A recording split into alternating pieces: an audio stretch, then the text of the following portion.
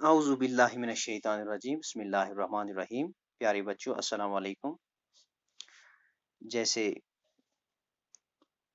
हम सभी जानते हैं कि कुछ दिन ब्रेक लगने के बाद हम आपसे फिर मुखातिब हैं।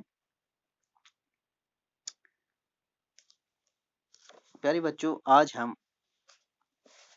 क्लास 5th के मैथमेटिक्स को पढ़ने जा रहे हैं और हमारा टॉपिक जो है वो एंगल है।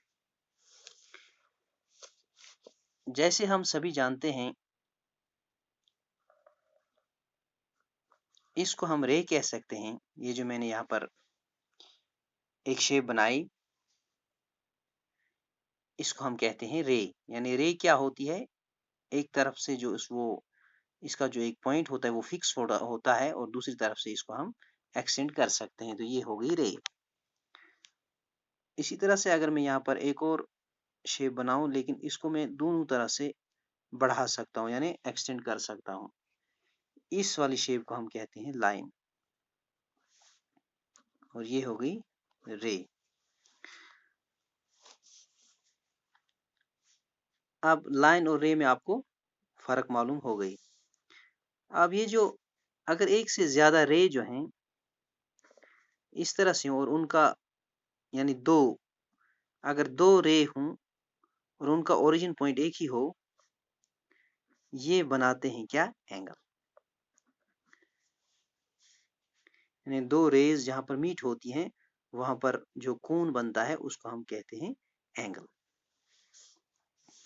अब ये जो एंगल है, अब आपको अच्छी तरह से समझ में आया होगा कि दो रेज का ओरिजिन पॉइंट एंगल कहलाता है। तो अब ये जो एंगल है इसके टाइप्स हैं। सबसे पहला जो है वो है एक्यूट एंगल। एक्यूट एंगल क्या होता है?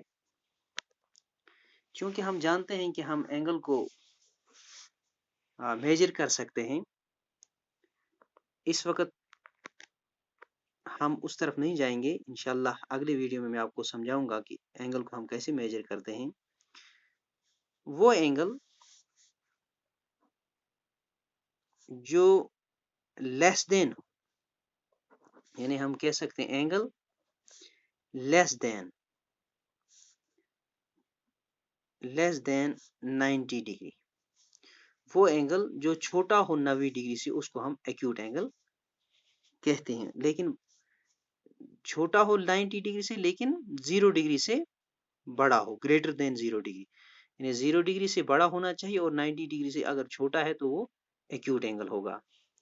इसी तरह से दूसरा एंगल हम लिख सकते हैं यहाँ पर, वो है ओब्ट्यूज।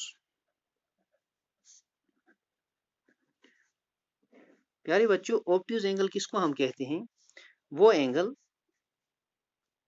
जो ग्रेटर देन हो 90 डिग्री, 90 डिग्री से बड़ा हो लेकिन लेस देन 180 डिग्री, 180 डिग्री से छोटा हो लेकिन 90 डिग्री से बड़ा हो, उसको हम ओब्ट्यूज एंगल कहते हैं। जैसे हम 91,